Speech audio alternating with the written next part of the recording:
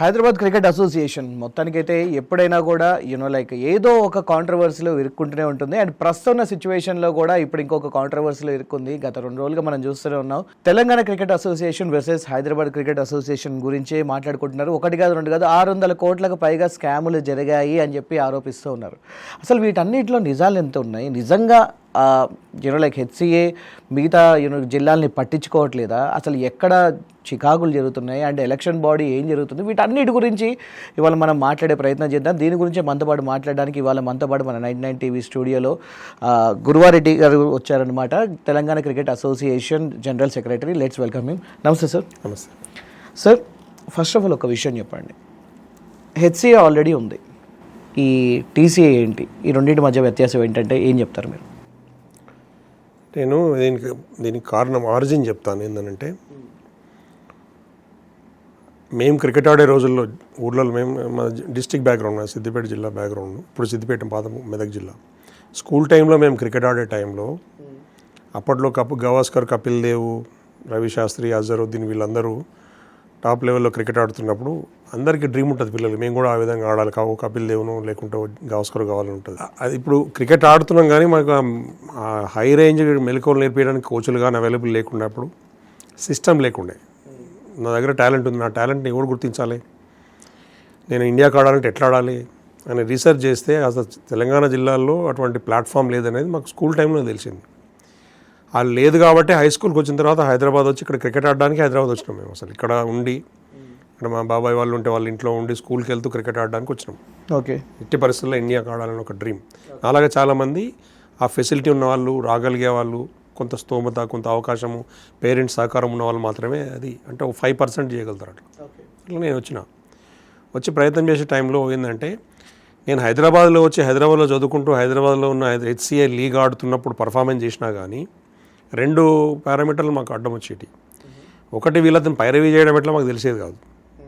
2, వీడి జిల్లా నుంచి వచ్చి మీకు ఏం తెలియదు అని చెప్పి, మీరు యూనివర్సిటీకి ఆడుకోవాలా, కాలేజీ స్కూల్లో ఆడుకోవాలా, మీకు టైం ఉంటుంది. ఇక్కడ స్టేట్కి ఆడాలంటే హైదరాబాద్ పిల్లలు ఉండాలా, ఇన్ఫ్లుయెన్స్ ఉండాలి, ఎవరైనా ఎంపీ గారో మినిస్టరో చెప్పాలా, లేకుంటే పర్ఫార్మెన్స్ బాగా చేయాలంటే మీకు మంచి కోచ్ ఉండాలి, డబ్బులు ఖర్చు పెట్టాలా, ఎవరో ఒకరిని బ్యాకప్ చేయాలా, ఇవన్నీ పరిస్థితి ఉండేది ఇక్కడ. అప్పుడే ఓకే. నాకు ఇక్కడ ఒక డౌటే వచ్చిందంటే, అంటే మీరు సరే అప్పుడు ఉమ్మడి ఆంధ్రప్రదేశ్ ఉండేది, మీరు ఆంధ్రప్రదేశ్ నుంచి ఒక జిల్లాల నుంచి ఏదో ఒక జిల్లా దగ్గర నుంచి మీరు వచ్చారు హైదరాబాద్ దగ్గర నుంచి, అంటే ఈ హెచ్సిఏలో ఉంది అని చెప్పండి. బయట ఛత్తీస్గఢ్ సంబంధించి ఛత్తీస్గఢ్ క్రికెట్ అసోసియేషన్ ఉంది, ఢిల్లీకి సంబంధించి ఢిల్లీ అని ఉంది. ఇలా ఎవరి రాష్ట్రాలు వాళ్ళ పేర్లతో జార్ఖండ్ అని అదే. హైదరాబాద్ మన తెలంగాణకు వచ్చేసరికి హైదరాబాద్ అని ఎందుకు పేరు పెట్టా? అప్పుడు ఏపీ ఉన్నప్పుడు కానివ్వండి, ఇప్పుడు తెలంగాణ ఉన్నప్పుడు కానివ్వండి. యాక్చువల్గా బీసీసీఐ పుట్టినప్పుడు ఇప్పుడు ఈ భాషా ప్రయుక్త రాష్ట్రాలు ఇవన్నీ లేవు. అప్పుడు ఏంటంటే ఓన్లీ ప్రిన్స్లీ కింగ్డమ్స్. అవును. తర్వాత బ్రిటిష్ వాళ్ళు అప్పుడు వెళ్ళిన ఈ బాంబే ప్రావిన్స్, మెడ్రాస్ ప్రావిన్స్ వీళ్ళు ఉండేది, కలకత్తా క్లబ్స్ ఉండేవి. అప్పట్లో రాజులు, మహారాజులు, డబ్బున్నోళ్ళు, ఇండస్ట్రీస్లు మాత్రమే క్రికెట్ ఆడేది. తర్వాత ఇండిపెండెన్స్ వచ్చిన తర్వాత ఈ రాష్ట్రాలన్నీ కూడా ఇండియాలోగా ఇండియన్ టెరిటరీ కలిసిన తర్వాత మళ్ళీ నెక్స్ట్ లింగ్విస్టిక్ స్టేట్స్ వచ్చాయి మనకు, భాషా ప్రయుక్త రాష్ట్రాలు వచ్చినప్పుడు ఏం జరిగిందంటే, మీకు మహారాష్ట్ర, గుజరాత్ ఎగ్జాంపుల్ చెప్తే అర్థమవుతుంది. అప్పుడు మన ఆంధ్ర ఎగ్జాంపుల్ కూడా. ఆంధ్రప్రదేశ్లోనేమో మద్రాస్ ప్రావిన్సు ప్లస్ తెలంగాణ కొంత ప్రాంతము, హైదరాబాద్ సెంటర్గా కొన్ని అప్పుడున్న హైదరాబాదు నిజాం స్టేట్ క్యాపిటల్, అది కొంత ప్రాంతం మహారాష్ట్రకు పోయింది, కొంత ప్రాంతం కర్ణాటకకు పోయి మిగతా అంత తెలంగాణ ప్రాంతం ఆంధ్రాతో కలిసి కంబైన్డ్ ఆంధ్రప్రదేశ్ స్టేట్ ఏర్పడ్డది అప్పుడు. అవును. అట్లా మహారాష్ట్రలో గుజరాత్, బరోడా స్టేట్ ఉండేది. బరోడా ఒక స్టేట్ కింద ఉండేది, కింగ్డమ్ కింద ఉండేది. సౌరాష్ట్ర ఒక కింగ్డమ్ కింద ఉండేది.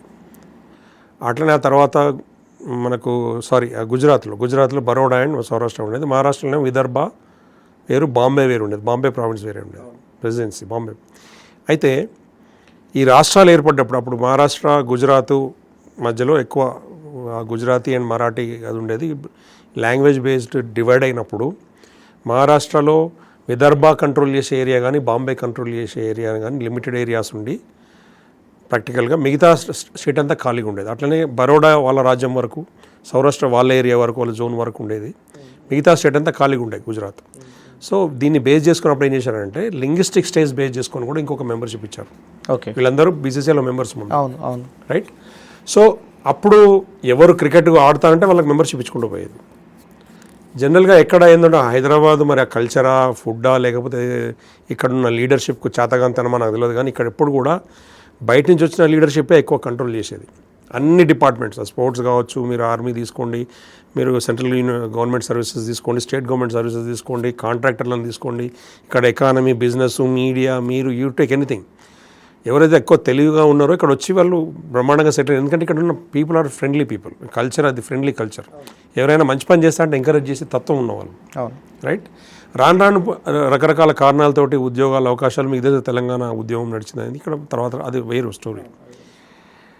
పీసీసీఐ కాన్స్టిట్యూషన్లో ఎట్లయితే డెమోక్రటిక్ ఎవాల్వ్ అయితే వచ్చిందో, పీసీసీఐ కాన్స్టిట్యూషన్లో కూడా మార్పులు వచ్చినాయి. వాళ్ళు కొత్తగా ఏ స్టేట్ ఏర్పడ్డా కానీ ఎప్పుడైతే లింగ్విస్టిక్ స్టేట్స్ ఇచ్చినారో, అట్లనే కొత్తగా ఏదైనా స్టేట్ డివైడ్ అయితే వాళ్ళకు కూడా ఇవ్వాలనేది వాళ్ళు కాన్స్టిట్యూషన్లో చేర్చుకున్నారు. 1965 అమెండ్మెంట్ కాన్స్టిట్యూషన్లో. ఆ అమెండెడ్ కాన్స్టిట్యూషన్లో 4 రకాల మెంబర్షిప్లు ఉండేవి. అందులో మొదటి రకం membership full member with vote, full rights అన్నమాట, పెద్ద మనిషి. అట్లా దాదాపుగా అందరూ ఓటింగ్ మెంబర్స్ ఉండేది. కానీ ఈ railways, sports promotion board, universities ఇట్లాంటి వాళ్ళు ఒక జోన్లో, ఒక రాష్ట్రంలో ఉండరు కాబట్టి స్టేట్ అంతా వాళ్ళకి కూడా మెంబర్షిప్ ఉండేది. కాకపోతే ఆల్ ఓవర్ ఇండియా ఒక టీమే ఉండేది వాళ్ళకి, వాళ్ళ డిపార్ట్మెంటల్గా. ఇక్కడ హైదరాబాద్ కూడా అటువంటి రాష్ట్రం, కింగ్డమ్ నుంచి వచ్చింది కాబట్టి, ఏది ఒక ప్రిన్స్లీ స్టేట్, బరోడా లాగా, విదర్భ లాగా ప్రిన్స్లీ స్టేట్ అది. కానీ కంబైన్డ్ ఆంధ్రప్రదేశ్ ఉన్నప్పుడు ఇక్కడున్న పాలకులు హైదరాబాద్ వాళ్ళు ఉన్నారు, లేకుంటే ఆంధ్ర నుంచి వచ్చిన వాళ్ళ డామినేషన్ ఉండే. తెలంగాణలో రిక్వైర్మెంట్ ఉన్నా కానీ దీని గురించి ఎక్కువ చర్చించి, అడిగి, క్వశ్చన్ చేసే లీడర్షిప్ తక్కువ ఉండే కాబట్టి అది నడిచిపోయింది. తర్వాత మళ్ళీ స్టేట్ బైఫర్కేట్ అయింది. తెలంగాణ ఉద్యమం నడిచి తెలంగాణ స్టేట్ బైఫర్కేట్ అయింది. ఛత్తీస్గఢ్, జార్ఖండ్ ఎట్లయితే డివైడ్ అయినప్పుడు కొత్తగా రాష్ట్రాలకు ఇచ్చినారో, అదే ఇప్పుడు తెలంగాణకి ఇచ్చినప్పుడు తెలంగాణ రాష్ట్రం ఎటువంటి తెలంగాణ కూడా ఇవ్వాలనేది ఉన్నది. ఇక్కడ ఇష్యూ ఏంటంటే మధ్యలో ఈ లోదా కమిటీ రిఫార్మ్స్ వచ్చి ఒక స్టేట్కి ఒకరే ఫుల్ మెంబర్ ఇవ్వాలనేది ఒకటి తీసుకొచ్చినారు వాళ్ళు.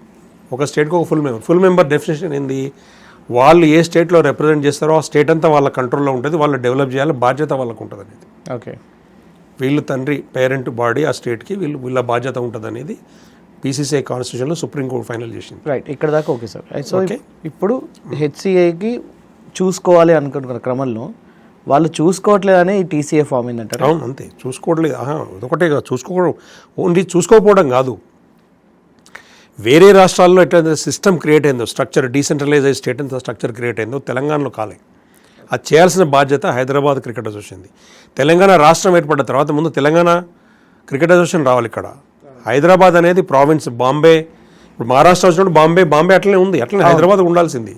తెలంగాణ సపరేట్ అయితే తప్పేముంది. బాంబే, మహారాష్ట్రలో బాంబే, మహారాష్ట్ర, విదర్భ ఉన్నప్పుడు, గుజరాత్లో బరోడా, సౌరాష్ట్ర, గుజరాత్ సపరేట్గా ఉన్నప్పుడు, కంబైన్డ్ ఆంధ్రప్రదేశ్లో ఆంధ్రప్రదేశ్, హైదరాబాద్ సపరేట్గా ఉన్నప్పుడు, తెలంగాణ రాష్ట్రం ఏర్పడ్డప్పుడు తెలంగాణ సపరేట్గా వస్తే తప్పింది. యాక్చువల్గా కాన్స్టిట్యూషన్లో, లోదా కమిటీ రికమెండేషన్స్లో, కాన్స్టిట్యూషన్లో చూస్తే హైదరాబాద్ మెంబర్షిప్ ఎక్కడ లేదు.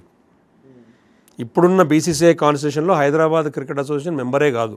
నేను మీకు చూపిస్తాను, ఛాలెంజ్ చేస్తా. ఇప్పుడున్న మొత్తం ఆఫీస్ బేరర్స్ని ప్రూవ్ చేయమనండి. ఒకటే ఒక డిస్క్రిషనరీ పవర్, ఎవరైతే ఆల్రెడీ ఎగ్జిస్టింగ్ మెంబర్ ఉన్నాడో ఆ స్టేట్లో, వేరే అదంతా ఆ డిస్ప్యూట్స్ రిజాల్వ్ అయ్యే వేరే అసోసియేషన్ క్లెయిమ్ చేస్తూ ఉన్నా, డిస్ప్యూట్స్ ఉన్నా, లేకపోతే వీళ్ళు ఎక్స్పాండ్ అయ్యి అక్కడ డిమాండ్ ఏం లేదు, వేరే వాళ్ళు పోటీ లేదు, వీళ్ళు ఎక్స్పాండ్ అయ్యి వీళ్ళు స్ట్రక్చర్ మార్చుకునే అవకాశం ఉన్నా, కంట్రోలింగ్ బాడీని ఎవరైతే ఉంటారో, ముందు నుంచి మెంబర్ కానీ లేదా కంట్రోలింగ్ రికగ్నైజ్డ్ మెంబర్ ఉంటారో, వాళ్ళు టెంపరీగా ఇన్ఛార్జ్గా ఉంటారు. అది బీసీసీఐ కాన్స్టిట్యూషన్ చెప్పింది. వీళ్ళు ఏమంటారంటే వీళ్ళకు లా చదువుకునే ఓపిక ఉండదు, లాయర్లు సరిగ్గా అడ్వైజ్ చేయరు, వీళ్ళకు లూప్ హోల్స్ వెతికి పట్టి గుడి చుట్టూ తిరిగి గుడి దండం పెట్టడం తప్పితే, వీళ్ళు నిజంగా ఫేవర్ చేయాలనుకుంటే సంవత్సరానికి 100 కోట్లు వస్తున్నప్పుడు 10 మందిని ఇంక్లూడ్ చేసి 10 సెంటర్లు ఎక్స్పాండ్ చేసి అక్కడి నుంచి ఇంకో 10 సెంటర్లు 100 సెంటర్లు పెట్టాలి. 100 నియోజకవర్గాలు అయితే ఉన్నాయి, 120 నియోజకవర్గాలు ఉన్నాయి. బయట సెంటర్లు ఎక్స్పాండ్ చేసి అకాడమీలు పెట్టి కోచ్లను పెట్టి ఎన్నడో చేయాల్సింది, నా చిన్నప్పుడు చేయాల్సింది. తెలంగాణ రాష్ట్రం వచ్చినాకనే చేయాల్సింది వీళ్ళు బాధ్యత తీసుకున్నప్పుడు. ఇప్పుడు ఆంధ్ర ఏరియాకి ఆంధ్రప్రదేశ్ డెవలప్మెంట్ చేసుకుంటుంది బాగా. తెలంగాణ ప్రాంతానికి ఇన్ఛార్జ్గా ఉన్న హైదరాబాద్, తెలంగాణ ప్రాంతం మొత్తం డెవలప్ చేయాలి. ఎందుకు చేయలేదు కాబట్టి మేము క్వశ్చన్ చేసినాం. నువ్వు హైదరాబాదు బైక్లో సెంటర్ మెంబర్గా ఉన్నావు, ఆయనకు నేను చెప్తా ఎన్ని రకాలుగా వీళ్ళు హైదరాబాద్ కన్ఫైన్ అని చెప్తా. ఫస్ట్ ఆఫ్ ఆల్ వాళ్ళ మెంబర్షిప్ బేస్, ఇవాళ ఉన్న స్ట్రక్చర్లో హైదరాబాద్తో కలిపి 33 డిస్ట్రిక్ట్స్ ఉన్నాయి, 33 జిల్లాలు. అందులో హైదరాబాద్ జిల్లా, హైదరాబాద్ అంటే హైదరాబాద్, సికింద్రాబాద్, బేగం బజార్ ఈ ఏరియాలో కదా. అంటే Hyderabad parliament area, Secunderabad parliament area 2 ఏరియాలు కలిపితే మనకు ఇది వస్తుంది. ఏది మీకు హైదరాబాద్ డిస్టిక్ అనుకోండి. మిగతా 32 డిస్ట్రిక్ట్స్ రంగారెడ్డి, మేడ్చల్, ఈ బయట వికారాబాద్, సిద్దిపేట్, మెదక్, వరంగల్, హన్మకొండ, అటు ఆదిలాబాద్, ఇటు భద్రాచలం, మీ కొత్తగూడెం కిందికి పోతే గద్వాల్, ఇవన్నీ ఉన్నాయి కదా, నారాయణపేట వరకు. ఇవన్నీ కూడా ఎందుకు చిన్న చిన్న జిల్లాలు చేసిందంటే గవర్నమెంట్ వచ్చింది, కొత్త గవర్నమెంట్. ఇక్కడ డీసెంట్రలైజ్ అయితే డెవలప్ చేయాలని కదా అక్కడ కలెక్టర్లు వచ్చారు కదా, కలెక్టర్ బిల్డింగ్స్ వచ్చినాయి. ప్రతి డిస్ట్రిక్ట్ హెడ్ క్వార్టర్కి సెంట్రల్ గవర్నమెంట్ డబ్బులు ఇచ్చింది కదా రోడ్లు వేసుకోవడానికి. అక్కడి నుంచి మండలాలు డెవలప్ అయినాయి కదా, ప్రతి మండల కేంద్రంలో మండల ఆఫీసులు కట్టించారు కదా. అక్కడ జిల్లా పరిషత్ పాఠశాలలు, మండల పరిషత్ పాఠశాలలు వచ్చినాయి కదా. అంటే ఎవల్యూషన్, డెవలప్మెంట్ అయితే జరిగింది కదా. డెవలప్మెంట్ జరగలేదు అనలేం, జరిగింది. అన్ని రంగాల్లో జరిగింది. స్పోర్ట్స్ డిపార్ట్మెంట్లో ప్రతి స్పోర్ట్స్కి ఒలింపిక్ అసోసియేషన్ అఫిలియేషన్గా, లేదా స్టేట్ గవర్నమెంట్ స్పోర్ట్స్ అథారిటీ అఫిలియేషన్గా ప్రతి డిపార్ట్మెంట్లో ప్రతి జిల్లాకు గుర్తింపు ఉన్నది, బాడీస్ ఉన్నాయి. అక్కడ స్పోర్ట్స్ అథారిటీ కేంద్రాలు ఉన్నాయి, గ్రౌండ్స్ ఉన్నాయి. ఓకే, క్రికెట్లో మాత్రము రాలేదు, వీళ్ళు ఇవ్వట్లేదు. ఎందుకు ఇవ్వట్లేదు? హైదరాబాద్ ఏమంటుంది, లేదు లేదు మా కంట్రోల్ ఉంది అంటారు. మీ కంట్రోల్ ఉన్నప్పుడు మీరు ఎక్స్పాండ్ చేయమని 2018లో మేము కోర్టుకు వెళ్తే, మేము ఈ స్ట్రక్చర్ అంతా, స్టేట్ అంతా స్ట్రక్చర్ నిర్మాణం చేసి 2018లో బాంబే హైకోర్టుకి వెళ్తే, అక్కడ వాళ్ళ హెడ్ క్వార్టర్ కాబట్టి వాళ్ళు అంతా కేసు విని, అవును నువ్వు తెలంగాణ కంట్రోల్ కావాలంటున్నావు, నువ్వు ఇన్ఛార్జు, నీ పని నువ్వు లోదా కమిటీ రిఫార్మ్ చెప్తున్నది ఎక్స్పాండ్ చేయమని, మిగతా మొత్తం ఎక్స్పాండ్ చేయండి, 6 months టైం ఇస్తా, ఎవ్రీ 6 months రిపోర్ట్ చేయమన్నారు. అప్పుడు మా అప్లికేషన్ రిజెక్ట్ చేసి మా ముందే మీటింగ్ అయిన తర్వాత మాకు ఇచ్చిన రిజల్ట్ ఏంటంటే, వాళ్ళు ఉన్నారు చేస్తామంటున్నారు, మిమ్మల్ని కూడా ఇంక్లూడ్ చేస్తారు, ఓ 6 months వాళ్ళకి టైం ఇవ్వండి. మా ముందే అడిగినారు లాయర్లు, 6 months టైం ఇవ్వండి చాలు మాకు, we will expand, we'll do what ever it అన్నారు. అయినా వాడు చేస్తా అంటే నాకెందుకు నొప్పి? అందరు పిల్లలు ఆడుకోండి, నేను ఆడేది లేదు క్రికెట్, అప్పటికి ఆడేసిన, మా పిల్లలు ఆడేది లేదు, నాకు పర్సనల్గా బెనిఫిట్ అవసరం లేదు. ఒక స్టేట్లో ఉన్న 1000 మంది క్రికెటర్లకు న్యాయం జరగాలి, లక్షల మంది ఆస్పిరెంట్స్కి న్యాయం జరగాలి. ఒకసారి సిస్టమ్ క్రియేట్ అయితే 100 సంవత్సరాలు 300 సంవత్సరాలైనా సిస్టమ్ ఉంటుంది కదా. ఆ ప్లాట్ఫామ్ క్రియేట్ చేయాలన్న ఉద్దేశం మనకు. అమెరికాలో కెరీర్ వదిలిపెట్టి మంచి చాలామంది మిత్రులందరూ ఎవరు వ్యవహారాలు చేసుకుంటూ ఉండగా ఫుల్ టైం దీని మీద నేను నెట్వర్క్ చేసి 200 మంది సీనియర్ క్రికెటర్లను ఇన్వాల్వ్ చేసి, 10 మంది ఎంపీలను, 20 మంది ఎమ్మెల్యేలను, ఆ స్థాయి ఇండస్ట్రియలిస్ట్ను, స్కూల్ నడుపులను ఒక నెట్వర్క్ తయారు చేసినాం. 60-70 మంది దీనికి ఒక స్పాన్సర్ నెట్వర్క్ తయారు చేసినాం. ప్రైవేట్గా అందరూ ఎక్కడిదక్కడ ఈవెంట్ జరిగినప్పుడు 50,000 30,000 వాళ్ళు అక్కడ ఈవెంట్ ఖర్చులు వాళ్ళు పెట్టుకుంటారు. నెట్వర్క్లో లెక్క టీసీఏకి చెప్తారు. టీసీఏ టెక్నికల్ టీం పోతుంది అడిగి, ఆపరేషన్ టీసీఏ ప్రాసెస్ జరుగుతుంది, బీసీసీ లైన్లో జరుగుతుంది.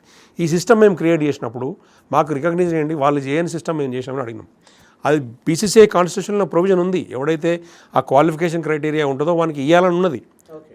ఫుల్ మెంబర్తో పాటు అసోసియేట్ మెంబర్ కూడా ఇవ్వచ్చు అని ఉన్నది. ఓటింగ్ మెంబర్ ఒకటే ఉంటాడు. మీ అన్న మాకు ఓటు అవసరం లేదు, ఏం అవసరం లేదు. మా పిల్లలు 32 జిల్లాల్లో పిల్లలు, దాదాపు 4 కోట్ల జనాభాలో 33 జిల్లాలకు 32 జిల్లాలు సిస్టమ్ మేము క్రియేట్ చేసినాం. మీరు ఒక జిల్లాలో ఉన్నారు, మీరు చేసుకోండి అంటే, లేదు మా దగ్గర 200 మంది టీంలు ఉన్నాయి, మేము అందరిని ఇక్కడే హైదరాబాద్లో తీసుకొచ్చి ఆడిస్తూ ఉంటారు. అందరు కలెక్టర్లను హైదరాబాద్లో ఎందుకు హెడ్ క్వార్టర్ పెట్టలేదండి? అందరు మండల ఆఫీసులో జిల్లా హెడ్ క్వార్టర్లు ఎందుకు పెట్టలేదు? ఏ మండలంలో ఆ మండలం, ఏ జిల్లాలో ఆ జిల్లా హెడ్ క్వార్టర్ ఎందుకు పెట్టారు? కలెక్టర్లు ఎందుకు ఇచ్చారు? అక్కడ కమిషనర్లు ఎందుకు ఇచ్చిండ్రు? మరి అంటే అక్కడ ఫిల్టర్ చేసి ఇక్కడికి హైదరాబాద్ తీసుకొచ్చి ఆడించట్లేదు అంటారా? ఫిల్టర్ ఎక్కడ చేస్తున్నారు? సిస్టమ్ ఉంటాయి కదా, ఫిల్టర్ ఎక్కడి నుంచి చేస్తారు? ఆ ఫిల్టర్ చేయాలంటే మరి హైదరాబాద్లో దొరికే ప్లేయర్స్ అందరు కూడా ఇప్పుడు ఫర్ ఎగ్జాంపుల్ ఇప్పుడు ఐపీఎల్కి సంబంధించి ఒక ముంబై ఇండియన్స్ కానివ్వండి, ఎస్ఆర్హెచ్ కానివ్వండి, లేకపోతే రాజస్థాన్, వీళ్ళందరూ కూడా స్కౌటింగ్ లెవెల్ నుంచే పిల్లల్ని పట్టుకోవాలి అని చెప్పేసి ఎక్కడెక్కడైతే మనకి టోర్నమెంట్ జరుగుతుందో అక్కడికి వెళ్ళి వీళ్ళ మనుషులు అక్కడికి వెళ్ళి అక్కడ బెస్ట్ ప్లేయర్స్ని పికప్ చేస్తూ వస్తూ ఉన్నారు కదా. అలా మన దగ్గర జరగట్లేదు. ఒకవేళ జరిగినా కూడా కేవలం హైదరాబాద్లో ఉన్న క్రికెట్ క్లబ్స్ నుంచి మాత్రమే సెలెక్ట్ చేస్తున్నారు. విషయం చెప్పాలా, హైదరాబాద్ నుంచి ఐపీఎల్ ఎవరు ఆడుతున్నారండి ఇప్పుడంటే? సరే, చాలా తక్కువ మంది, ఒక్క మంది ఫాస్ట్ బౌలర్ ఉన్నాడు, మొహమ్మద్ సిరాజ్ ఆడుతున్నాడు. సిరాజ్ హైదరాబాద్లో పుట్టిండా మైగ్రేట్ అయిన తర్వాత విషయం. నేను ఏమంటున్నా అంటే తెలంగాణ జిల్లాలకు సంబంధించినోడు కాదు. నేను 25 years హిస్టరీ చెప్తా. నాకు తెలిసిన, నేను క్రికెట్ ఇవాళ నేను 2005లో క్రికెట్ ఆపేసిన, తర్వాత 20 years, అంతకుముందు నేను ఒక 20 years క్రికెట్ ఆడినా స్కూల్ నుంచి. ఓకే, నాకు తెలిసిన 45 సంవత్సరాల క్రికెట్ చరిత్రలో తెలంగాణ జిల్లా నుంచి ఒక్కడు ఇండియా కాడలే, ఒక క్రికెట్ స్టేడియము, గ్రౌండు హెచ్సిఏ వాళ్ళు నిర్మాణం చేయలే, ఓ అకాడమీ పెట్టలే, ఒక సర్టిఫైడ్ కోచ్ లేడు. పేపర్ మీద రాస్తారు వీళ్ళంతా. నిజామాబాద్లో మినీ స్టేడియం కట్టామంటే నిజామాబాద్లో వీళ్ళ గ్రౌండు డిస్ప్యూటెడ్ ల్యాండ్, అది కేసులు నడుస్తున్నాయి. ఆడ పోయి వీళ్ళు మ్యాచ్ ఆడతామంటే తోలు తీస్తారు, ఆడ కొడతారు అక్కడ లోకల్ వాళ్ళు. ఓకే, మహబూబ్ నగర్లో మత్తడి కింద FTL జోన్, దానిలో మత్తడి కింద ఒక గ్రౌండ్ నిర్మాణం చేసి వర్షాకాలం కూడా క్రికెట్ ఆడడానికి ఉండదు. మినీ స్టేడియం కట్టడానికి క్లెయిమ్ చేసుకుంటారు. ఇవాడు ఆయన ఉంటాడు, ఆయన కరీంనగర్లో వాళ్ళ బంధువులకు సంబంధించిన ఇంజనీరింగ్ కాలేజ్ ఇన్స్టిట్యూషన్ లేకుంటే సొంతంగా పొలాలను కాడ ప్రైవేట్గా ఒక గ్రౌండ్ నిర్మాణం చేసుకుని అది HCA చేసిందని చెప్తున్నారు. ఈయన పోస్ట్ ఇస్తారు కాబట్టి. అదే హైదరాబాద్ క్రికెట్ అసోసియేషన్ బుక్స్లో సొంతంగా వీళ్ళ అసెట్ ఒక్క స్క్వేర్ యార్డ్ కూడా లేదు. ఉప్పల్ స్టేడియం వాళ్ళది కాదు, జిమ్ఖానా గ్రౌండ్ వాళ్ళది కాదు, హైదరాబాద్ చుట్టూ లీగ్లు ఆడే గ్రౌండ్ వాళ్ళే కావు. IPL ద్వారా ఇంటర్నేషనల్ పక్కన పెడతాం, IPL ద్వారా ఎంత సంపాదిస్తుంది సార్ HCA?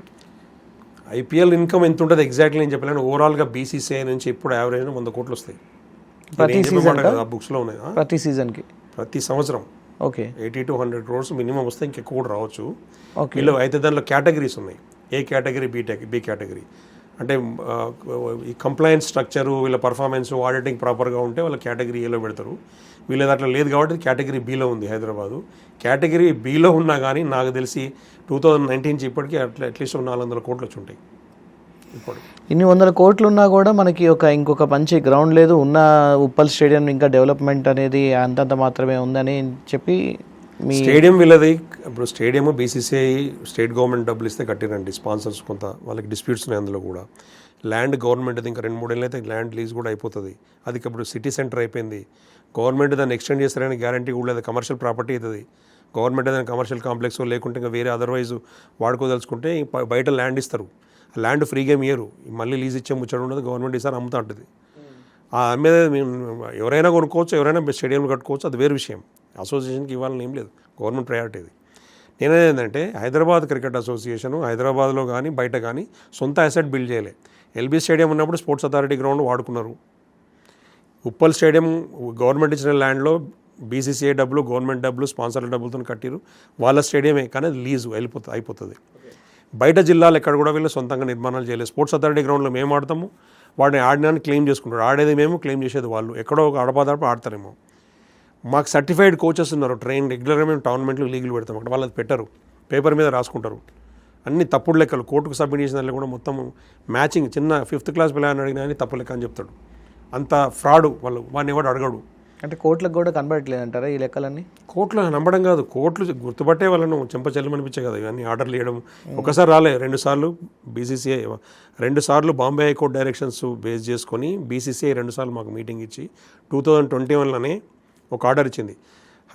హైదరాబాద్ సిటీ బయట TCA బాగా పనిచేస్తుంది, మీరు కలిసి కొలాబరేట్ కండి, పని చేయండి, నాకు 6 monthsకు రిపోర్ట్ ఇవ్వండి, ఇచ్చిన తర్వాత మాకు కంప్లైంట్ అయిన తర్వాత మళ్ళీ మాట్లాడదామని చెప్పి BCCI 2021 July 11th ఆర్డర్ ఇచ్చింది. ఆ ఆర్డర్లో ఏమున్నది అంటే out side Hyderabad city TCA బాగా పనిచేస్తుంది అని హైదరాబాద్కు డైరెక్షన్ ఇచ్చింది. ఏమన్నారు, మీరు TCAతో కలిసి పని చేయండి, కొలాబరేట్ కండి, 6 monthsలో మాకు రిపోర్ట్ అయ్యింది. హైదరాబాద్ డైరెక్షన్ ఇచ్చింది. ఇవాళ 2026లో ఉన్నామండి. ఇవాళ ఎక్కడైతే May 2026, ఇవాళ May 19, 2026, దాదాపు 5.5 years అయిపోయింది కదా. ఇంతవరకు కూడా ఎన్ని రకాలుగా 2 సార్లు బాంబే హైకోర్టు చెప్పింది, ఎన్నో రకాల ఇష్యూలలో మాట్లాడినాము. BCCI కూడా చెప్పింది ఒకసారి. ఇన్ఫార్మల్ కూడా ఇట్లా కలిసినప్పుడు మాట్లాడి అది చేసేయండి, కంప్లై కండి, అయిపోతుందని చెప్పి. అయితే ఇప్పుడు రీసెంట్గా మొన్న TG20 అని ఒకటి మొదలుపెట్టారు, వెంకటేష్ గారు వీళ్ళందరూ కూడా వచ్చారు, దాని గురించి అంబటి రాయుడు వీళ్ళందరూ కూడా వచ్చారు. మరి దాని గురించి ఏమంటారు? అది కూడా ఇప్పుడు తెలంగాణ జిల్లాలో నలుమూల నుంచి ఒక 8 టీంలను ఫామ్ చేయాలని చెప్పి చూస్తున్నా ఉన్నారు కదా. నేనేమంటున్నా మీకు, నేను అదే చెప్తాను. 2021లో BCCI ఒక డైరెక్షన్ ఇచ్చింది. మీరు ఇప్పుడు పని చేయదలుచుకున్నానండి. నేను ఇందాక ఒకటి చెప్పిన ఏంటంటే, మీరు స్టాఫ్ని వెతుకుతుంటారు, లేకుంటే నెట్వర్క్ పార్ట్నర్ వెతుకుతుంటారు, లేదంటే ఒక బిజినెస్ పార్ట్నర్ వెతుకుతుంటారు. మీ పైనుంచే బాస్ చెప్పిండు, మీ బాసే చెప్పినాడు, ఇక అక్కడ బాగా పనిచేస్తున్నాడు, వాళ్ళతో కలిసి పని చేయని చెప్పిండు.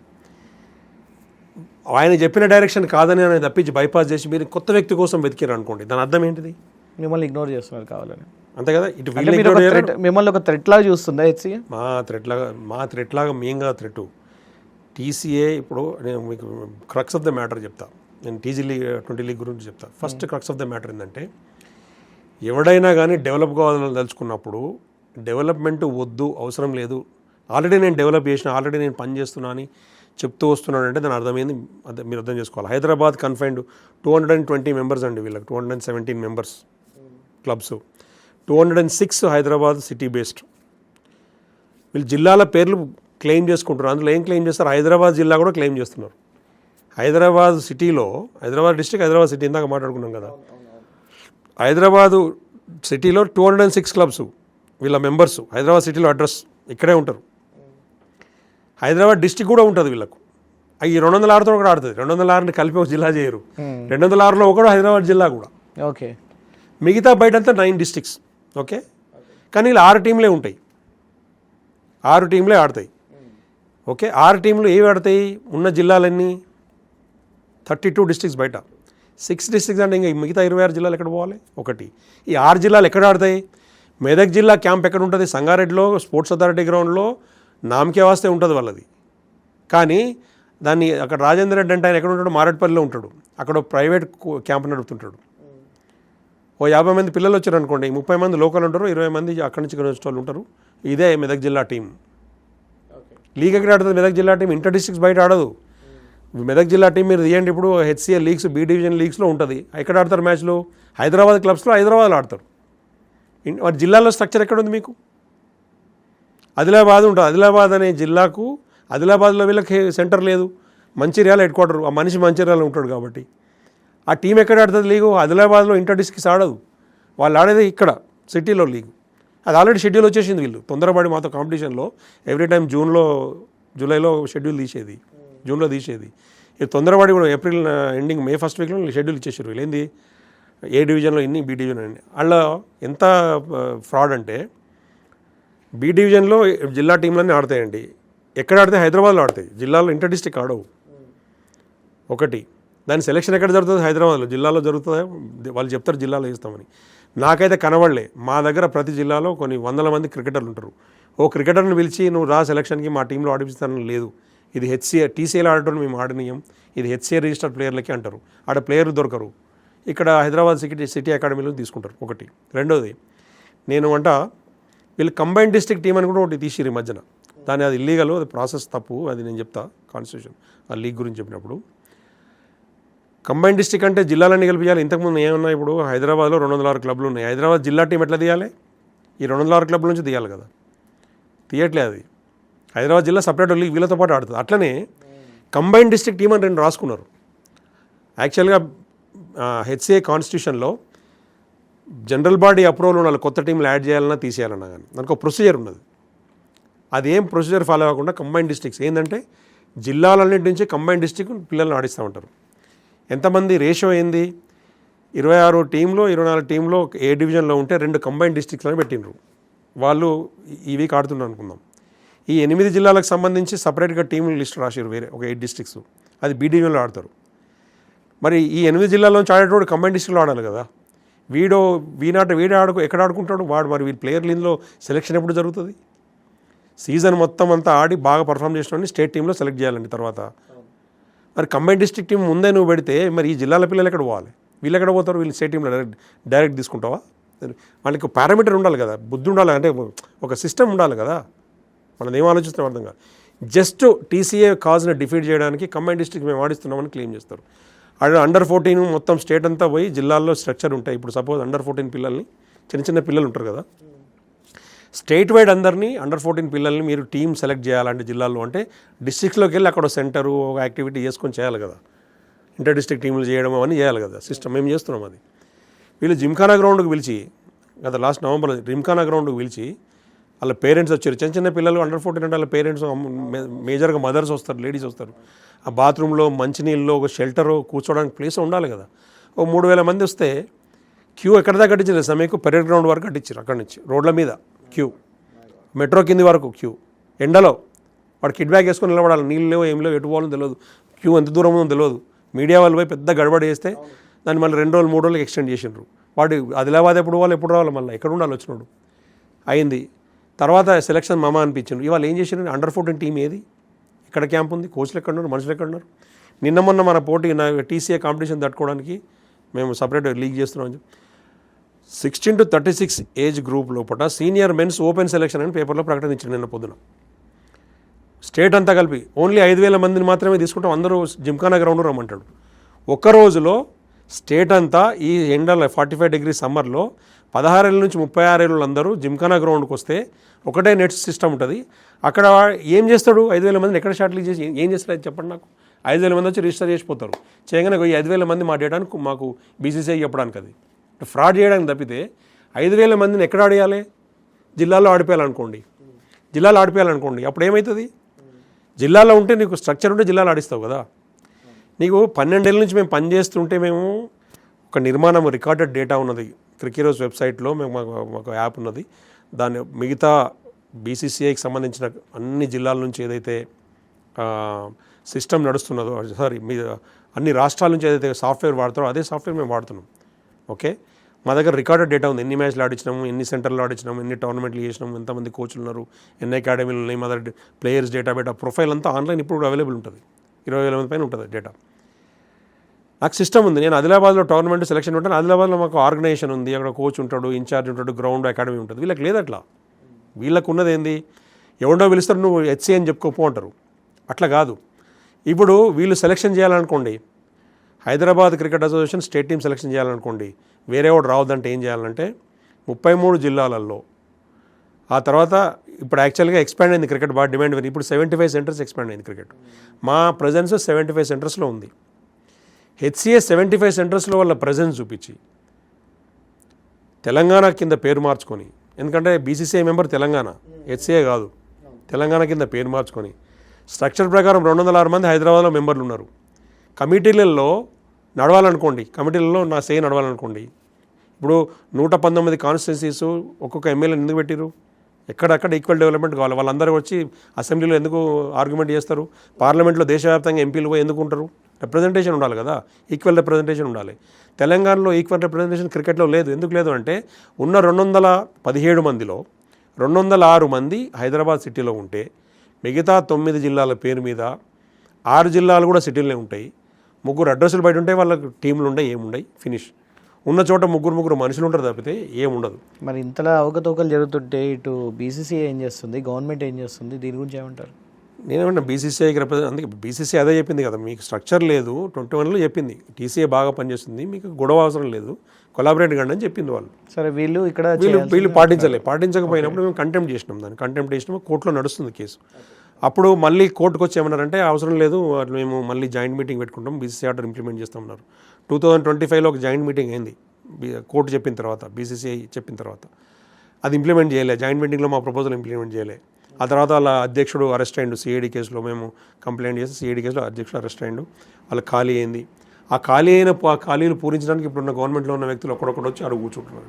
ఇప్పుడు రీసెంట్గా ఇప్పుడు మీరు మాట్లాడినప్పుడు ఏంటంటే మన అంబటి రాయుడు గారి గురించి కూడా మాట్లాడారు. ఆయన నాన్ తెలంగాణ ఆంధ్రాకి వచ్చి ఆంధ్ర నుంచి తెలంగాణలో చేస్తున్నారు ఏంటి అని, 600 కోట్ల అవినీతి అని చెప్పి చాలా సీరియస్ అలిగేషన్స్ పెట్టారు. 600 కోట్ల అలిగేషన్స్ మేము విత్ ప్రూఫ్స్ సిఐడి కంప్లైంట్ ఇచ్చిన దాంట్లో ఉంది. అంబటి రాయుడు చేసిందో లేకుంటే ఇప్పుడున్న జీవన్ రెడ్డి చేసిందో కాదు. అది హైదరాబాద్ క్రికెట్ అసోసియేషన్ గత 15 సంవత్సరాల నుంచి. ఓకే, అంబటి రాయుడు ఆంధ్ర అయినా రాజస్థాన్ అయినా ఢిల్లీ అయినా మనకి ఇబ్బంది లేదు, మనం అంతా భారతీయులం. అంబటి రాయుడు పర్సనల్గా మాకేం లేదు, ఆయన ఆంధ్ర అయితే మాకు ఇబ్బంది లేదు. ఆయన ఇంటర్నేషనల్ క్రికెటరు, ఏదో డీసెంట్గా క్రికెట్ డెవలప్ చేస్తారని ఎక్స్పెక్ట్ చేసినాం అనుకోండి. ఒక సిస్టమ్ అంటే ఒక బాధ్యతలో కూర్చున్నప్పుడు రూల్స్ ఉంటాయి, రూల్స్ పాటించాలి.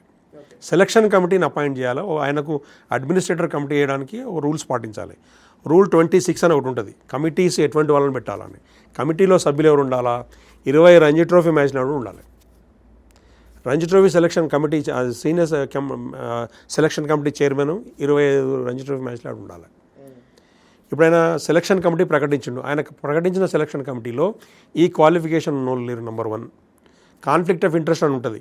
సెంట్రల్ గవర్నమెంట్ ఎంప్లాయీస్ ఉండకూడదు. నెంబర్ 2, 4 సెంట్రల్ గవర్నమెంట్ ఎంప్లాయీస్ ఉన్నారు.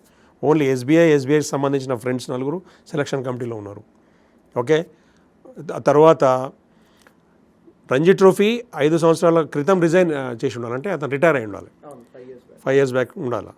మరి 3 ఏళ్ల క్రితం 2 ఏళ్ల క్రితం రిటైర్ అయిన వాళ్ళు కూడా, రిటైర్మెంట్ ఇయ్యని వాళ్ళని కూడా పెట్టుకున్నారు ఆయన.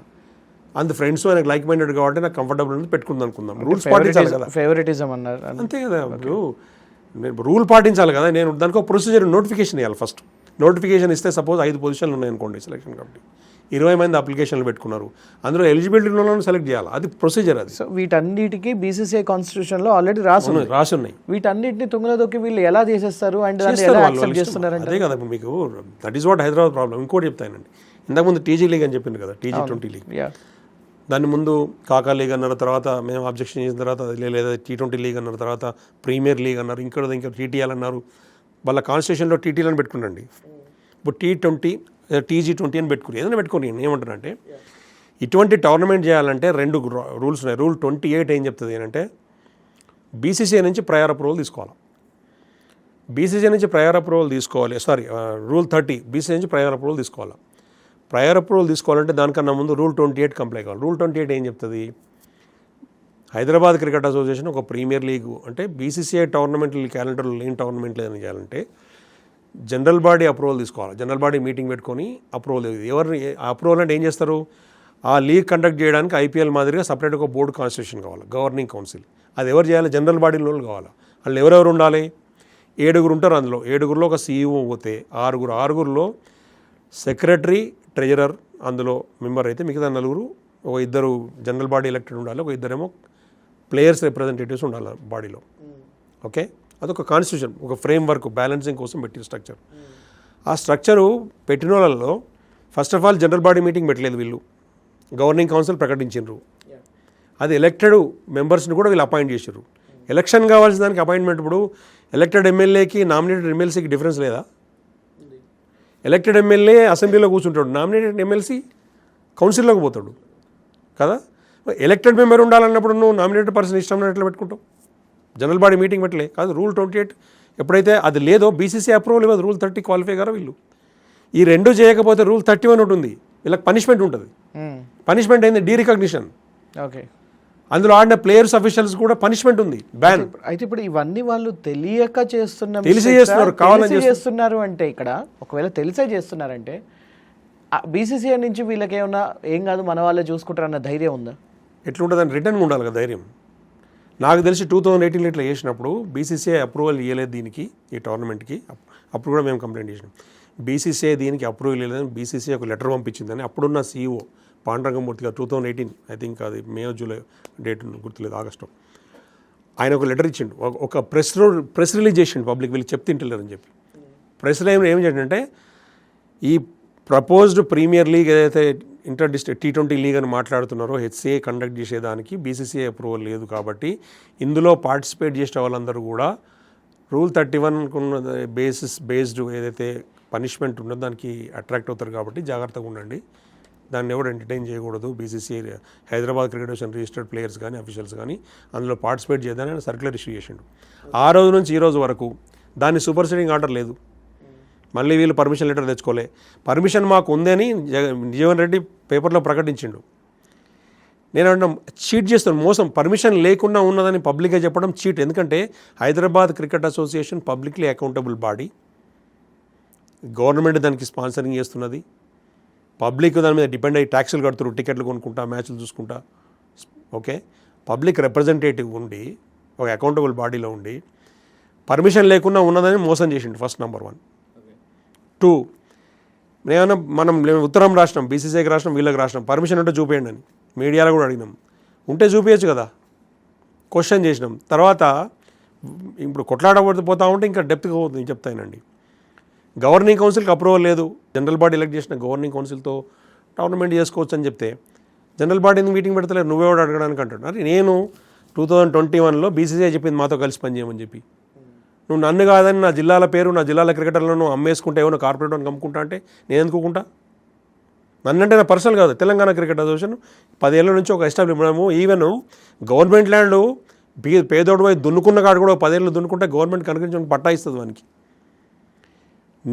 నువ్వు నీ సొంత ఇంట్లో నువ్వు పుస్తకంలో నాది తెలంగాణని రాసుకొని అక్కడున్న మనిషిని కొన్ని మేనేజ్ చేసుకొని కోర్టు చెప్పినాక, BCCI చెప్పినాక, సుప్రీంకోర్టు చెప్పినాక, పబ్లిక్ రిజెక్ట్ చేసినాక మీ మీద కేసులు దొమ్మిలై మీరు ఈ రోజు యాజ్ ఆఫ్ టుడే 33 డిస్ట్రిక్ట్లో వీళ్ళకు ఉన్న స్ట్రక్చర్ లేదు, అసలు వీళ్ళు కంట్రోలే లేదు.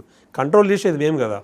33 డిస్ట్రిక్ట్లో వీళ్ళకి కంట్రోల్ ఉంటే నిన్న పేపర్లో వచ్చిన సీనియర్ సెలక్షన్, ఓపెన్ సెలక్షన్ ఏ జిల్లాలో ఆ జిల్లాలో పెట్టుకోవాలి. జిమ్ఖానా గ్రౌండ్ కింద పిలిచిండండి, ఎక్కడ స్ట్రక్చర్ ఉంది? ఓకే, అయితే ఇప్పుడు ముఖ్యంగా సరే మీరు ఇక్కడ స్ట్రక్చర్ లేదంటున్నారు, మీరు పోరాటం చేస్తూ ఉన్నారు, వీళ్ళందరిది బాగానే ఉంది. అయితే ఇక్కడ ఎక్కడో చోట బీసీసీఐ కూడా కాంప్రమైజ్ అవుతుంది అనేది అయితే నాకు ఇక్కడ కనిపిస్తుంది. లేదు. ఇంటర్నల్ గా వాళ్ళకి వీళ్ళకి ఏమన్నా బాగా అలా చెప్పలేము మనము. బీసీసీఐకి దేశమంతా వెళ్ళాలి, ప్రపంచమంతా ఎన్నో ఇంటర్నేషనల్ వరల్డ్ కప్లు చేస్తూ ఉంటారు. నేను ఏమంటున్నా అంటే బీసీసీఐ డిడ్ ఇట్స్ జాబ్. 2021లో వాళ్ళు ఇండైరెక్ట్గా రికగ్నిషన్ ఇచ్చారు. ఏమని? నంబర్ 1 ఆర్డర్ కాపీ చూపిస్తా.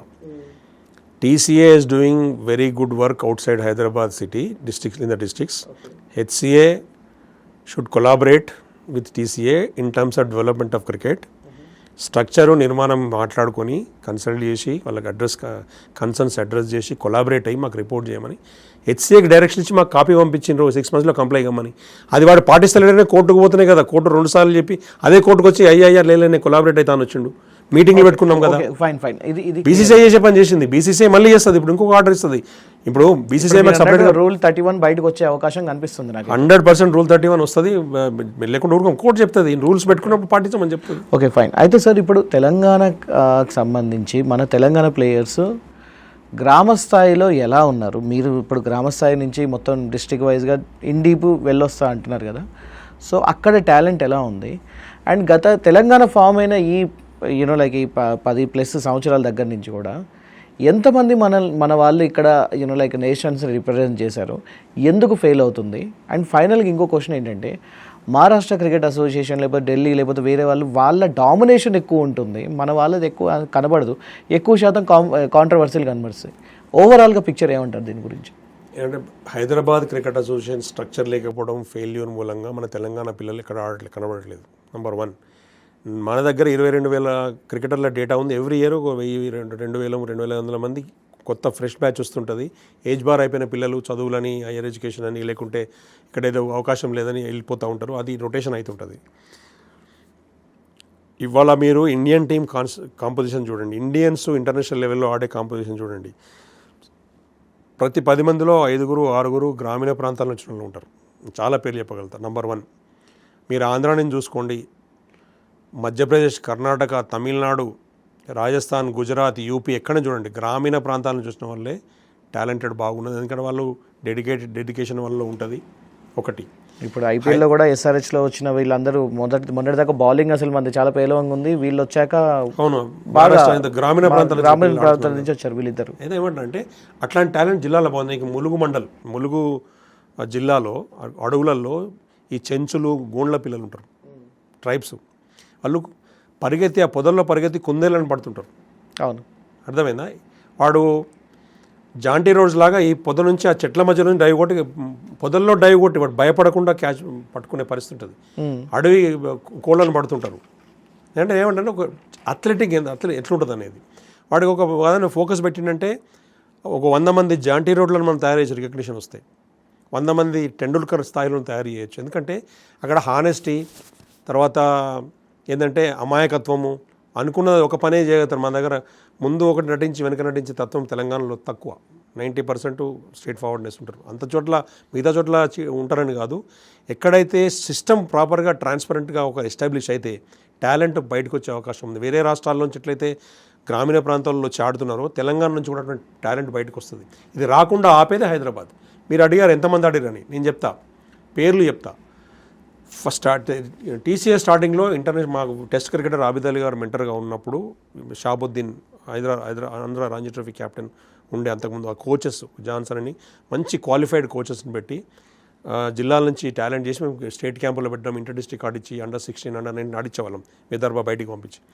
అట్లా ఆదిలాబాద్ నుంచి అయితే హిమతేజ్ అనే అబ్బాయి లెఫ్ట్ హ్యాండ్ బ్యాట్స్మెన్ ఒక స్టేజ్లో బాగా ఆడుతుంటే ఇతనికి ఇక్కడ కన్ఫైన్ చేస్తే మనకు రికగ్నిషన్ లేదు కదా, ఇతను ఆడుతానంటే వాళ్ళ పేరెంట్ అడిగితే మీరు హైదరాబాద్, కర్ణాటక ఎక్కడైనా ఆడుకుని మాకు అభ్యంతరం లేదని చెప్పినాం. వాళ్ళు పాపం కష్టపడి హైదరాబాద్ వచ్చి మైగ్రేట్ అయిపోయి వాళ్ళు ఖర్చు ఎట్లా పెట్టుకున్నారు, ప్లాట్ ఎట్లా కొనుక్కున్నారో, ఏం చేసి తెలియదు, ఎట్లా అమ్మినో తెలియదు, ఏమైంది తెలియదు. ఆ పిల్లవాడు బాగా ఎక్స్ట్రాడనరీ ఆడతాడు. ఇవాళ హైదరాబాద్ రంజీ ట్రోఫీ టీంలో ఉన్నాడు. ఆదిలాబాద్ ఆయన ఆడింది హైదరాబాద్లో. Hyderabad cricket association inter district system Adilabad సెంటర్లో నర్చర్ కాలే ఆయన. మా దగ్గర నర్చర్ అయిండు. హైదరాబాద్ లీగ్లో ఆడిండు, వచ్చి 3 డే క్రికెట్ ఆడిండు. ఖర్చు అంతా వాళ్ళే పెట్టుకున్నారు.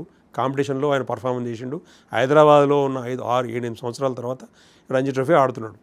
అట్లనే అనికేత్ రెడ్డి అని ఉన్నాడు నిజామాబాద్. వాళ్ళ ఫాదర్ ఊర్లో భూములు అమ్ముకొని నిజామాబాద్, హైదరాబాద్లో అపార్ట్మెంట్ తీసుకొని వాళ్ళ మదర్ని ఇక్కడ పెట్టి పిల్లలకు వంట చేసి పెట్టుకుంటా 24 hours ఆయన డెడికేటెడ్గా టైం ఇచ్చి చేస్తే హైదరాబాద్లో ఉండి 5 సంవత్సరాలు కష్టపడితే రంజీ ట్రోఫీ ఆడుతున్నాడు.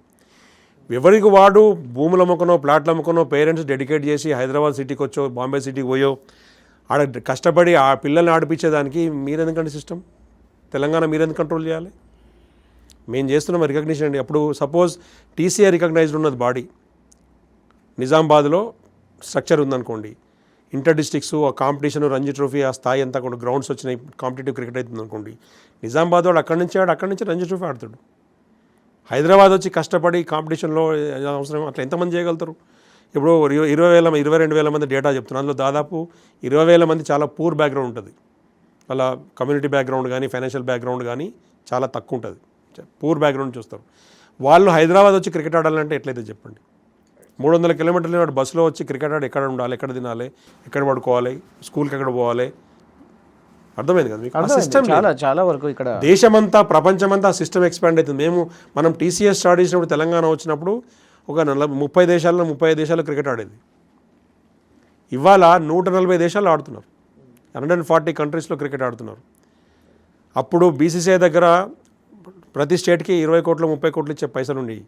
ఇప్పుడు 100 కోట్లు 150 కోట్లు ఇస్తున్నారు. సో ప్రతి ఒక్కరిని హైదరాబాదే రావాలి అంటే మాత్రం ఇది ఆటోమేటిక్గా ఇండైరెక్ట్గా గ్రామ స్థాయిలో డిస్ట్రిక్ట్ లెవెల్లో ఉన్న క్రికెటర్స్ని చంపేసినట్టే అవుతుంది. ఇది అంతే, స్ట్రక్చర్ లేదు. ఇప్పుడు ఫైనల్ ఒక విషయం చెప్తాను మీకు.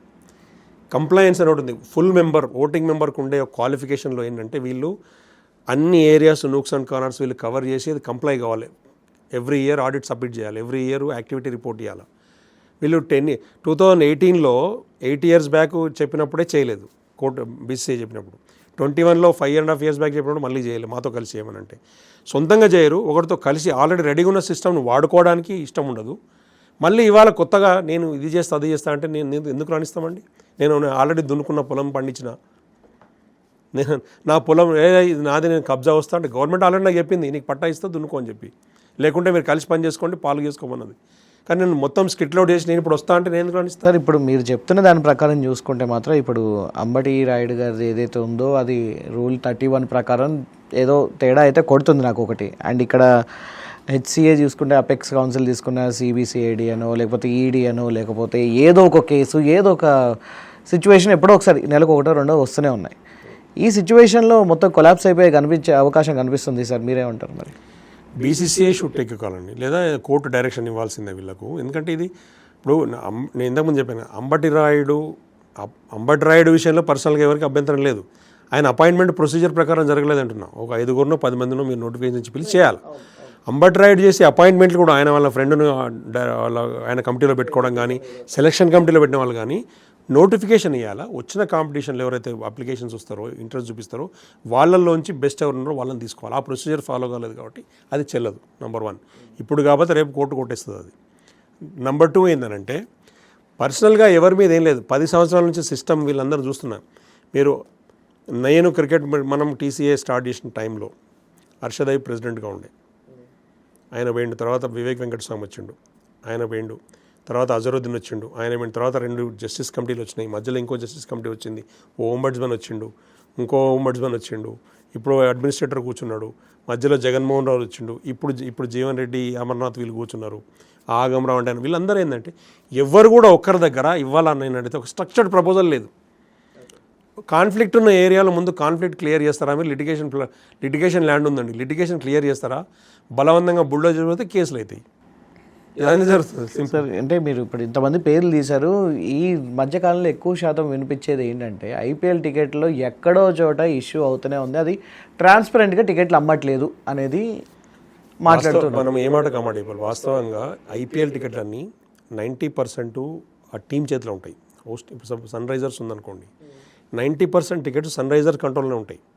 వాళ్ళు వెబ్సైట్ ఎవరికి కాంటాక్ట్ ఇస్తారు, వాళ్ళు అమ్మేస్తారు. కాకపోతే ఆ టికెట్లు ఎవడో హైదరాబాద్లో తప్ప అన్ని చోట్ల చాలా బ్రహ్మాండంగా టికెట్లు దొరుకుతాయి. బ్లాకింగ్ వేరే చోట్ల జరగట్లేదు, తక్కువ. ఒక బాంబే లాంటి ప్లేస్లో డిమాండ్ అక్కడ జరుగుతుందేమో తెలియదు, కానీ బాంబే ఢిల్లీ లాంటి ప్లేస్లలో క్యాపిటల్ ప్లేస్లలో చాలా చోట్ల చాలా రాష్ట్రాల్లో ఐపీఎల్ టికెట్లు ఓపెన్గా దొరుకుతున్నాయి. మన దగ్గర మాత్రము అది ఎప్పుడు సైట్ ఓపెన్ అవుతుంది, ఎప్పుడు కొనుక్కుంటారు, ఎప్పుడు వద్దు అది ఐపీఎల్ వాళ్ళ సన్ రైజర్స్ టీంని అడగాలి, లేకుంటే హెచ్సీని అడగాలి మనం. అది ఒక క్వశ్చన్, $1 million క్వశ్చన్. బ్లాక్లో అమ్ముతున్నారనే అభియోగాలు రోజు వస్తున్నాయి. సిఐడి వాళ్ళకు కూడా కంప్లైంట్ వచ్చింది, వాళ్ళు ట్రేస్ చేద్దామన్నా దొరికే పరిస్థితులు, దొరికిన తర్వాత కూడా పట్టుకొని అది చిన్న చిన్న అఫెన్స్లకి ఏం చేస్తామని అనే పరిస్థితుల్లో ఉన్నది. కానీ అది స్ట్రీమ్ లైన్ ఎప్పుడవుతుంది అని అంటే హైదరాబాద్ క్రికెట్ అసోసియేషన్ నడిపే వాళ్ళు, ఆ సన్ రైజర్స్ టీము, వీళ్ళు ఫెయిర్ అనుకుంటే వాడు కొంత ఫెయిర్ అవుతాడు, ఓపెన్ అవుతాడు.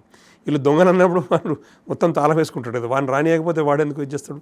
సో ఆ సన్ రైజర్స్ టీం కంట్రోల్లో ఉండేదానికి వీళ్ళకి తప్ప చెప్పలేం. కానీ మిగతా 10% ఏదైతే 4,000 టికెట్లో 3,900 టికెట్స్ ఉంటాయి కదా, ఆ 3,900 టికెట్స్ యాక్చువల్లీ కాంప్లిమెంటరీ పాసులు వీళ్ళు ఎవరికి ఇవ్వాలి? అది క్లబ్లు, మెంబర్లు, కొంత ఎలీట్ సెక్షన్స్కు కొంత ఎంటర్టైన్ చేయాలి అది అనుకోండి. కానీ క్రికెట్ ప్లేయర్లు మేజర్గా main stake over cricket officials, cricket players, youngsters, వాళ్ళకి ఎవరో క్లబ్కు 10-12 పాసులు వీళ్ళు ఇస్తున్నారు. యాక్చువల్గా 20 పాసులు ఇచ్చు అనుకోండి. వీళ్ళ దగ్గర ఉన్న 4,000 పాసులు అంటే 200 క్లబ్లు వీళ్ళు యావరేజ్ చేసినా కానీ 20 టికెట్లు ఒక క్లబ్కి వేసుకోండి రఫ్గా. 20లో 15 మందే మీ టీంలో ఉన్నారనుకుందాము, 5 అఫీషియల్స్ ఉన్నారనుకోండి. ప్రతి మ్యాచ్కి 15 ఇప్పుడు క్రికెట్ ప్లేయర్ ఊరు నుంచి లేదా ఎక్కడి నుంచో వచ్చి ప్రతి మ్యాచ్ పోయి చూడడు కదా. ఒక సీజన్లో ఒక మ్యాచ్ 2 మ్యాచ్లు చూస్తే అయిపోయాయి. మిగతా మ్యాచ్లు మిగతా పాసులు ఎడిపోతాయి. ఇవే ఇస్తలేరు వీళ్ళు, ప్లేయర్లకు ఇస్తలేరు. మిగతా ఎడిపోతాయి. సపోజ్ 9 మ్యాచ్లు అనుకోండి, ఇక్కడ 9 మ్యాచ్లు మల్టీప్లైడ్ బై 4,000 వేసుకోండి, అంటే at least 30,000 tickets. 30,000 tickets divided by మీరు 200 క్లబ్స్ వేసుకోండి, అంటే ఎన్ని ఒక్కొక్క దానికి 600 ఎంత ఎన్ని లెక్కేసుకోండి. 30,000 డివైడ్ బై 2 దాదాపు 1,500 పాసెస్, 1,500 పాసులు ఒక టీంకు రావాలి. అంటే ఒక టీము 15 మంది టీము 10 సార్లు మ్యాచ్ చూడవచ్చు. ఓకే, మీరు అడగండి 200 క్లబ్లలో క్రికెట్ ప్లేయర్లకు ఎన్ని పాసులు పోతున్నాయి, మిగతా పాసులు ఎక్కడ వీళ్ళంతా అమ్ముకుంటారు, బ్లాక్లో చేస్తారు వీళ్ళు కూడా. కొంత వీళ్ళకు పిఆర్ రిలేషన్ ఉంటుంది, ఆఫీసర్లకు, ఫ్రెండ్స్కి, చుట్టాలకి, పిల్లలకి ఇస్తారు. అదేం నేను అన్నీ అమ్ముకుంటారు అనుకోలేను. కానీ బ్రోకర్లు తయారు ఏం చేస్తారంటే ఈ మధ్యన ఒక 57 క్లబ్లు డిబార్ అయినాయి. ఆ 57 క్లబ్లకు వీళ్ళు పాస్ ఇస్తలేరు. ఆ పాస్ ఎక్కడ పోతాయి? అవి ఉన్నాడు అమ్ముకుంటాడు, బ్లాక్లో అమ్ముకుంటాడు. ఇట్లాంటివి ఉన్నాయి అన్నమాట. చివరిగా ఒక ప్రశ్న సార్, ఇప్పుడు మీరు ఇప్పటి వరకు చెప్తున్న క్రికెట్ అన్నీ కూడా మనం మాట్లాడుకున్నది ఏంటంటే తెలంగాణ వ్యాప్తంగా మెన్ క్రికెటే అందరి మైండ్లో వస్తుంది. ఇప్పుడు చూసే వాళ్ళందరూ కూడా మెన్స్ క్రికెటే కనిపిస్తుంది. ఇక్కడ ఒక మాట్లాడుకోవాల్సింది ముఖ్యమైనది ఏంటంటే ఉమెన్స్ క్రికెట్. ఉమెన్స్ టీం పరిస్థితి ఎలా ఉంది తెలంగాణలో? గర్ల్స్ టీం అండర్ 14, అండర్ 18 వాళ్ళ పరిస్థితి ఎలా ఉందంటే ఏమంటారు? వీళ్ళ పరిస్థితి ఎంత దారుణంగా ఉందంటే మగవాళ్ళు. మీ క్వశ్చన్లోనే ఆన్సర్ ఉంది. ఎందుకంటే వీళ్ళ పరిస్థితి ఎట్లుంటే అమ్మాయిల పరిస్థితి, వాళ్ళ పేరెంట్స్ కొంత అంత ఎంకరేజింగ్ లేదు ఇక్కడ హైదరాబాద్లో. తెలంగాణలో కూడా మేము ఎక్కువ రిస్క్ తీసుకోవట్లేదు, ఎందుకంటే చాలా సెన్సిటివ్ ఇష్యూస్ ఉంటాయి కాబట్టి. ఎక్కడైతే ఖమ్మము, వరంగల్ ఇట్లాంటి ప్లేసులకు, మహబూబ్ నగర్లో ఎక్కడెక్కడైతే కాన్సన్ట్రేషన్ అమ్మాయిలు వస్తారో ఆల్రెడీ ఎగ్జిస్టింగ్ సిస్టంలో వాళ్ళని ఇండక్ట్ చేసుకుని పెద్దవాళ్ళ సమక్షంలోనే వాళ్ళు ఆడుతున్నారు, పోతున్నారు. ఓ లిమిటెడ్ ఏరియాలో ఉంది, దాంట్లో మేము గొప్పగా చెప్పుకోవాల్సిన అవసరం లేదు. హైదరాబాదు కన్నా మేము బాగానే ఉన్నాం. హైదరాబాద్లో డిమాండ్ ఎక్కువ, పిల్లలు ఎక్కువ ఉన్నారు కాబట్టి సరిపోయేంత టాలెంట్ దొరుకుతుంది, ఆడుతున్నారు. కానీ state wide Telangana women's development అనేది జరగట్లేదు. అది రికగ్నిషన్ వచ్చిన తర్వాత టీసీఏ మాత్రమే చేయగలుగుతుంది. ఇప్పుడు ఉమెన్స్ ప్రీమియర్ లీగ్ అని, ఇండియన్ టీం కానీ, స్టేట్స్ అన్ని టీమ్స్, ప్లేయర్స్ అందరూ అక్రాస్ ఇండియా బీసీసీ అండర్లో బ్రహ్మాండంగా ఎంకరేజ్మెంటు, ఫండింగు, డెవలప్మెంట్ జరుగుతున్నది. మనం చూస్తున్నాం. అమ్మాయిలు ఇండియన్ టీం ఎప్పుడు గెలుస్తున్నది బయటికి పోయి. ఐపీఎల్లో కూడా బ్రహ్మాండంగా ఆడుతున్నారు, ఉమెన్స్ ఐపీఎల్లో. అటువంటిది తెలంగాణలో అది కూడా లేదు. తెలంగాణ నుంచి ఒక అమ్మాయిని చూపేయండి నాకు. అతి కష్టం ఏదో ఒక ఖమ్మం బేస్డ్ అమ్మాయిని ఒక టీంలో, ఆక్షన్ టీంలో, లక్నో టీం ఏదో అమ్మాయిల టీంలో తీసుకోవడానికి నానా తంటాలు పడి ఏదో చేస్తే లాస్ట్లో ఏదో 20 lakhs ఏదో తీసుకుంటున్నారు. లేదు వీళ్ళు పట్టించుకోలేదు. హైదరాబాద్ వీళ్ళు ఎస్సీ వాళ్ళు పట్టించుకోరు. అంటే వీళ్ళకి ఇంట్రెస్ట్ ఎవడెట్టపోయినా అది నాకు వినికిడి ఏంటంటే ఒక పెద్ద పేరు చెప్పకూడదు, బాగుండదు. ప్రెసిడెంట్, మాజీ ప్రెసిడెంట్ ఎవరో మా సంబంధించిన ఒక వ్యక్తి పోయి మా వాడు బాగా ఆడతాడండి, కొంచెం అవకాశం ఏంటి అని అంటే, మీ వాడు ఆడతాడు, మీ వాడు స్టేట్కి ఆడతాడు, మీకు నాకేంది మరి లాభం అని అడిగినట్టు. 4-5 లక్షలు ఇతనే పెట్టుకుని అంత నడుస్తుంది మార్కెట్లో అంటే, 4-5 లక్షలు మార్కెట్లో వాడు తీసుకుంటాడు సెలెక్టర్, నాకేంది అట్లా రేటు పెంచుకుంటూ పోయారు. కరప్షన్ ఇది రాసిండ్రు. ఇది సుప్రీంకోర్టు అపాయింట్ చేసిన జడ్జెస్ కమిటీ రిపోర్ట్లో రాసిన అంశాలు ఇవి. నేను చెప్పేటి బీసీసీఐ కాన్స్టిట్యూషన్లో సుప్రీంకోర్టు అప్రూవ్ చేసిన కాన్స్టిట్యూషన్లో ఉన్న అంశాలు, రూల్స్, బైలాసు, చట్టము, కాన్స్టిట్యూషన్, ఫండమెంటల్. మనకు ఇప్పుడు ఈ చట్టము, న్యాయము, పోలీసు వ్యవస్థను, న్యాయ వ్యవస్థ లేదనుకోండి, జస్ట్ ఇమాజిన్ ఎట్లుంటుంది ఇక్కడ. ఎవడన్నా వాడి మాట వింటాడా? ఎవరిది అధికారం పతనం ఉంటే వాడే చంపుకోవడం తప్పితే ఏముండదు. మరి అటువంటి వ్యవస్థలో క్రియేట్ అయిన ఒక ఒప్పందాలు పాటించకపోతే ఎట్లా మరి? రైట్. ఎనీహో అంటే ఇప్పుడు ఈ పరిస్థితులన్నీ విన్నాక కొంచెం షాకింగ్గానే ఉంది. అండ్ మోర్ ఓవర్ రానున్న రోజుల్లో అన్న ఈ పరిస్థితి మారుతుందని కోరుకుంటున్నాను. అండ్ మోర్ ఓవర్ బీసీసీఐ చెప్పినట్టు హెచ్సీఐ అండ్ టీసీఐ రెండు కలిసి కలిసి నడిస్తే బాగుంటుందని నాకు కూడా అనిపిస్తుంది. బట్ చూడాలి, ఇప్పుడున్న మీకున్న ఈ కాన్ఫ్లిక్ట్స్ మధ్యలో ఈ ఫ్రెండ్షిప్ అనేది మీకేమనిపిస్తుంది, అయ్యే అవకాశం కనిపిస్తుందా? ఏ విషయం అంటున్నారు? అంటే HCA travelling along with the TC అనేది అది జరగకపోవచ్చు. ఎందుకంటే మీకు హిస్టరీ చూసుకుంటే కంబైన్డ్ ఆంధ్రప్రదేశ్ మళ్ళీ విడిపోయిన కల్చర్ ఇక్కడ ఉంది. తర్వాత Hyderabad cricket association nature commercial nature, వీళ్ళంతా కమర్షియల్, డబ్బులు పే అండ్ ప్లే మెథడ్ ఉంది అక్కడ. తెలంగాణలో మేమందరం పాకెట్ నుంచి డబ్బులు పెట్టుకొని పిల్లలకి ఫుడ్, ట్రాన్స్పోర్టు, వాళ్ళకి డ్రెస్సులు, కిట్లు మేమే టోర్నమెంట్ ఖర్చు పెట్టి లోకల్గా స్పాన్సర్ని చూసి మేము మాది ఒక నాట్ ఫర్ ప్రాఫిట్ మోడల్, వీళ్ళేదేమో కమర్షియల్ మోడల్. ఇట్లా పొసగదు అది. ఈ విషయం చెప్పినాం బీసీఐకి ఆల్రెడీ. కాన్స్టిట్యూషన్లో ప్రొవిజన్ ఉంది. వీళ్ళకు కన్సర్న్ ఉందనుకోండి, ఏదైనా జిల్లాలో వీళ్ళకి సంబంధించిన ఒక సిస్టమ్, ఎవడన్నాడు, కోచ్ ఉన్నాడు, లేకుంటే ప్లేయర్ ఉన్నాడు అనుకోండి, వాళ్ళు మా అండర్లో ఇస్తే ప్రమాణం ఓపెన్ ట్రాన్స్పరెంట్ సిస్టంలో పెట్టేస్తాం, పెద్ద ఇష్యూ కాదు. వాళ్ళు డిసైడ్ చేసుకుంటారు అప్పుడు దేనిలోకి వెళ్ళాలి. ఎవడు ఇంటి పక్కన సిస్టమ్ ఉంటే ఇంటి పక్కన సిస్టంలోకి వస్తారు ఎవడైనా, ఆటోమేటిక్ కదా అది, దానికి డిస్కషన్ కూడా అవసరం లేదు. కానీ నేనేమంటే ఇవాళ కూడా హెచ్సిఏని తీసేసి మమ్మల్ని ఏమని పరిస్థితి ఎందుకు వచ్చింది అంటే, వీళ్ళకి సంబంధం లేని చోట వచ్చి అడ్డం వస్తున్నారు వీళ్ళు. అరే నాకు అడ్డం రావడం ఎందుకు? మీ దాంట్లో 5 సంవత్సరాలు మీ జోలికి రాలేదు, మేము అనవసరంగా వచ్చి మాకు అడ్డం పడడం. ఇప్పుడు కూడా తెలంగాణ జిల్లాల నుంచి రిప్రజెంట్ చేస్తున్న పబ్లిక్ రిప్రజెంటేటివ్స్ కూడా తెలంగాణ జిల్లా నిజంగా డెవలప్, వాళ్ళు ఇప్పుడు గవర్నమెంట్లో ఉన్న వాళ్ళు కూడా చేయలేకపోతున్నారు. ఎందుకు చేయలేకపోతున్నారు? ఆ సిస్టమ్ అట్లా ఉంది. హైదరాబాద్ క్రికెట్ అసోసియేషన్లో అన్ని క్రాప్స్ అవి, వాడు డెవలప్మెంట్ చేద్దామని చేయనియరు. ఎందుకంటే వాళ్ళ డబ్బులు పంచుకోవాలా, అవన్నీ ఉన్నాయి, వాళ్ళ క్రైమ్స్ అందుకే అవుతున్నాయి వాళ్ళు. Right sir. Anyhow thank you so much for your time sir. And చాలా విషయాలు మాతో పాటు పంచుకున్నారు ఇవాళ. అండ్ ఐ హోప్ ఈ సిచ్యువేషన్స్ అన్నీ త్వరగా సార్ట్ అవ్వాలి. అండ్ తెలంగాణ రీజియన్లో ఉన్న యాక్చువల్ క్రికెట్ సంబంధించిన టాలెంట్ అనేది, ట్రూ క్రికెట్ టాలెంట్ అనేది బయటికి రావాలని చెప్పి మనస్ఫూర్తిగా కోరుకుంటున్నాను. Thank you so much for your time.